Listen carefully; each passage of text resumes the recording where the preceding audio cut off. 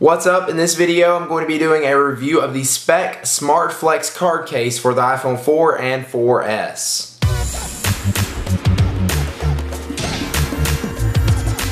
So like I said before, this case is made by Spec and it is called the Smartflex card and it is for the iPhone 4 and 4S. Now what's so special about this case? On the back of it there's a little card slot that holds up to 3 of your cards, sort of eliminating the need for a wallet. Or at least for me. So like I said, it does fit up to 3 cards, but not to worry. If you only have 1 or 2 cards to put in the back of it, it'll still hold those just as well. It's actually got a little rubber piece in there to keep it tight, even if you have 1 in there so it won't fall out. Now before I got this case, I was worried it was going to be hard to remove the cards out of the case if I had multiple cards in there. But that's actually not the case. It's really easy. There's a little slot on the other side so you can push the cards out. You take all your cards out, pick the one you want, and then you put the other ones back in there. It's really easy. Like if you're in a line or anything like that, it's super fast to get it out. I was worried I was going to go in a line and it's going to take 5 minutes for me to get my card out and then put them back in there. But it's actually really easy. I just pull out my phone out of my pocket, slide all the cards out, pick the one I want, put them back in. Good to go. If you're the type of person that wants to carry cash, this case is probably not for you.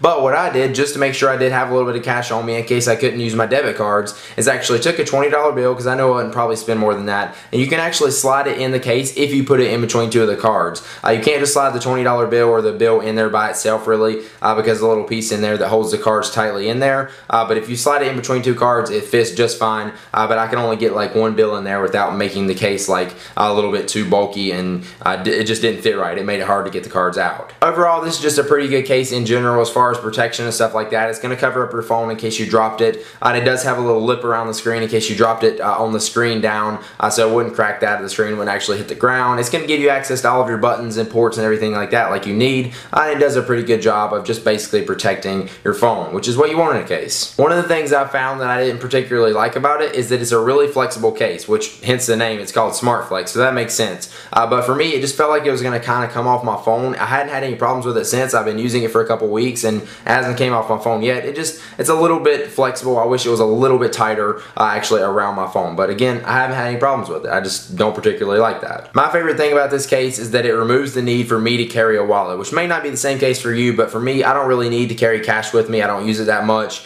I have my debit cards and I'm always carrying my phone with me, and I've always got a case on it, so I hate carrying my wallet. Why not add a centimeter to my phone case and have my cards there with me? That's all I need. When I seen this case online, I had to get it. It was an absolutely genius idea, at least for me. I absolutely hate carrying a wallet, and I'm so glad that I don't have to now because I've got it sort of built into my phone. Another sort of problem that I ran into, other than being able to carry a lot of cash, is that I can't put my receipts anywhere. For me, I always like take my receipts because I got to keep my receipts. I'll put in my wallet, I'll fold it up, and I'll just put them in my pocket and they'll stay in there. But for this, I can't fit my receipts in there, so I'll just put them in my pocket. But actually, it's kind of made it better because sometimes I would let receipts just stack up in my wallet. My wallet would be super, super thick because I haven't cleaned all the receipts out and put them where they need to be. So it actually kind of makes me stay on top of that more. But I'm worried that I'm going to lose some of my receipts, which I don't want to do. So if you're a person that keeps receipts, this may not be good for you, but if you can keep them in your pocket, that's just fine. The number one thing about this case is do not lose your phone or let it get stolen, because if you're carrying your debit cards in here and your phone with all of your information in it and everything like that, it's not going to be a good circumstance for you, and you're probably not going to be very happy. So make sure if you do use this case that you keep your phone close to you. I personally don't have to worry about that because I check my phone like every 2 minutes anyway, so I always know where it's at, and if it's going for like 30 seconds, I freak out.